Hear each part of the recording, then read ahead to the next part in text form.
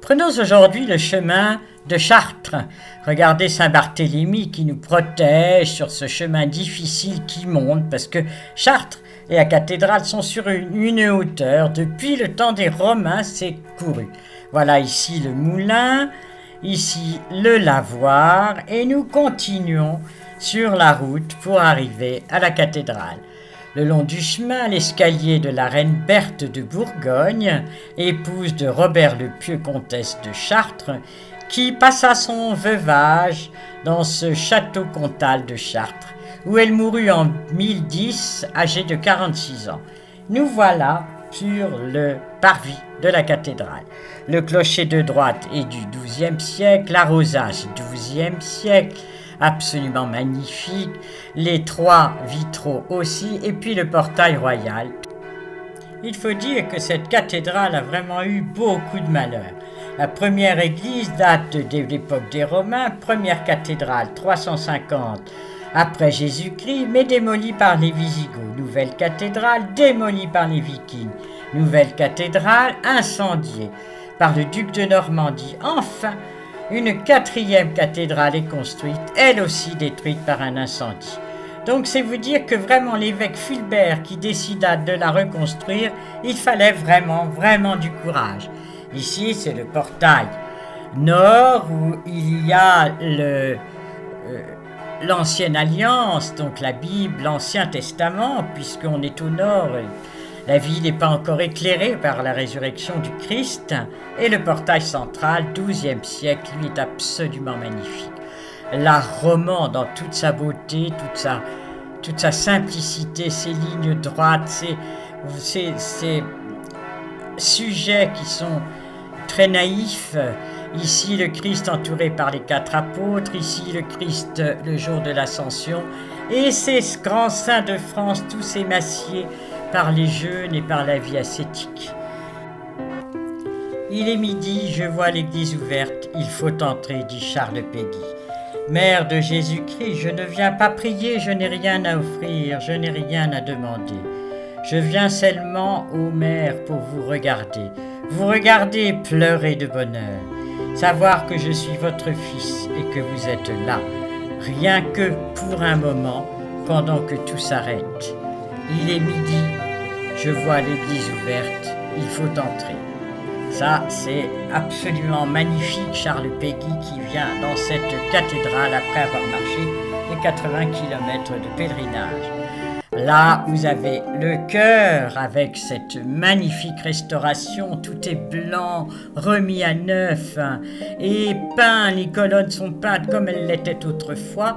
Tout au fond, vous avez la statue de Coisvox, faite par Louis XIV, la Vierge portée par des anges à la droite de son fils. Là, c'est un jour de mariage, vous voyez toutes ces fleurs, et c'est absolument magnifique. C'est en 1636 que la Vierge demande à Mère Anne-Marie de consacrer, d'aller voir Louis XIII et que la France soit consacrée à la Vierge. Le roi et Louis XIII et Anne d'Autriche consacrent la France, leur famille et tous leurs sujets à la Vierge, instituant le 15 août. C'était en 1638. Nous sommes dans la chapelle, derrière le chœur, vraiment à l'extrémité de la cathédrale, et regardez le bleu cobalt, le bleu magnifique, qui est toujours le secret des maîtres verriers de Chartres. C'est le bleu de Chartres, qui est très célèbre. Et maintenant, nous regardons la clôture du chœur. Alors ça, c'est tout à fait extraordinaire et unique. C'est Jehan de Beauce qui, en 1500, décida de fermer le déambulatoire du chœur en réalisant ces statues, plus de 400 statues, pour montrer la vie de la Vierge et la vie du Christ. Voilà ici la naissance de la Vierge, regardez, les personnes ont des costumes de Renaissance, puisque c'est la Renaissance quand il s'est construit, mais c'est aussi le gothique dit flamboyant, avec vraiment ces arabesques de pierre tout à fait extraordinaires. Et au milieu, vous avez les statues des grands saints de France. Saint Fulbert de Chartres, qui est à l'origine de la construction vers 1200, puisque cette cathédrale a été consacrée par le roi de France Saint-Louis en 1240. Et là, vous avez les rois mages qui viennent adorer l'enfant Dieu. Ici, la circoncision. Puis là, vous avez aussi l'adoration des mages ou des voisins ou des je ne sais pas trop. Ici, vous avez le vieillard Siméon qui accueille l'enfant. Et regardez la Vierge et la détresse blonde, enfin c'est assez étonnant. Là, c'est le massacre des Saints Innocents, voilà le baptême du Christ. Et puis, le Christ commence sa vie publique. Vous le voyez ici, chassant les démons, guérissant les aveugles, accueillant les enfants. Et il est toujours, vous voyez, les statues sont blanches, elles viennent d'être restaurées, on leur a enlevé 500 ans de poussière. Et voilà le Christ qui écrit avec son doigt que celui qui a jamais péché lui jette la première pierre, c'est Marie-Madeleine, la femme adultère. Ça, c'est la transfiguration avec Moïse, Élie et les 3 apôtres.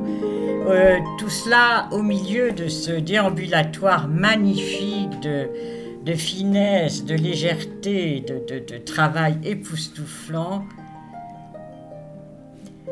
Et vous voyez très bien ici cette clôture du chœur de Jehan de Beauce du XVIe siècle. Tout blanc, tout beau, mais certaines parties ne sont pas encore nettoyées, sont en train d'être nettoyées. C'est pourquoi certains, voilà ici les rameaux, certaines scènes ne sont pas visibles. Ici, c'est Saint Éleuthère, un des célèbres évêques de Paris.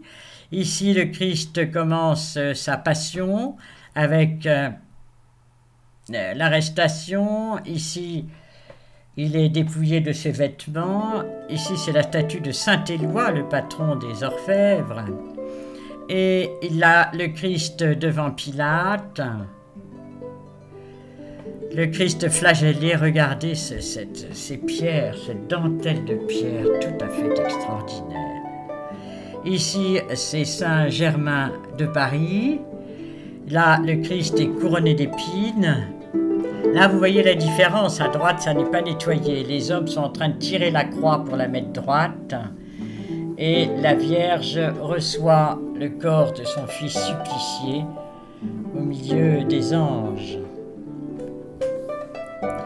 C'est d'une grande finesse de traits, de précision, voilà. Et là, c'est évidemment pas comparable. Là, de l'autre côté, c'est à nouveau propre.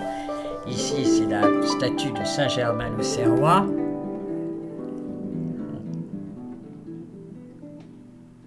Là, c'est après la crucifixion. Il se demande où est passé le Christ. Là, ce sont les femmes avec leurs aromates qui viennent au tombeau, qui voient qu'il est vide, que 2 anges sont là pour leur demander que cherchez-vous. Et là, la dernière des 40 scènes, c'est la Pentecôte. Maintenant, nous tournons le dos à cette clôture pour voir les petites chapelles dans lesquelles il y a la Vierge du Pilier, la Vierge Noire, qui est la première statue vénérée déjà à l'époque de 1500.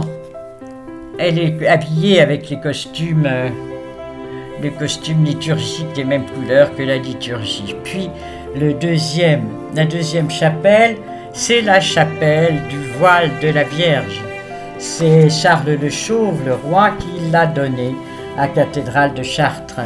Une étoffe de soie de 5,35 m sur 46 cm de large. Et vous voyez toujours ces magnifiques vitraux du XIIIe siècle qui n'ont jamais bougé.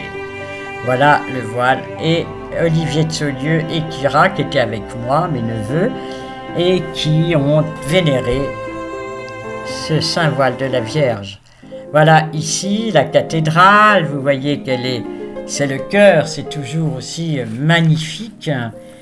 Et c'est là que vint Louis XIII et Anne d'Autriche, qui depuis 22 ans de mariage n'avaient pas d'enfants.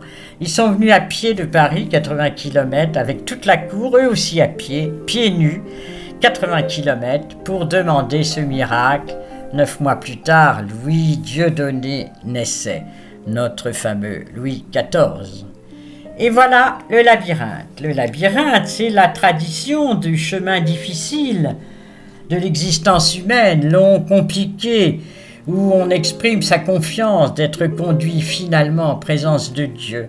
Ce labyrinthe date de 1210, rien n'a bougé depuis. Vous voyez, les pierres sont usées par les genoux des gens, puisqu'on le parcourait à genoux. Donc il y a 261 mètres pour arriver jusqu'au centre, ici, où on se trouve en présence de Dieu. Nous quittons maintenant cette cathédrale pour nous rendre en Bretagne. Il est 2 heures, Sainte Mère, je dois vous quitter. J'ai le cœur serré comme à chaque fois que je quitte un lieu sacré. Ici, une multitude de petites mains vous ont donné le meilleur de leur savoir, de leur cœur. Prenez le mien, protégez la France, ma famille sous votre saint voile. Priez pour nous, pauvres pécheurs. Et voilà l'ange du temps. Le temps est éternel, mais ici vous avez le cadran solaire porté par un ange qui est le symbole de l'éternité. Et voilà notre cathédrale. Je vous laisse maintenant à Chartres pour une nouvelle visite. Une autre fois. À très bientôt. Au revoir.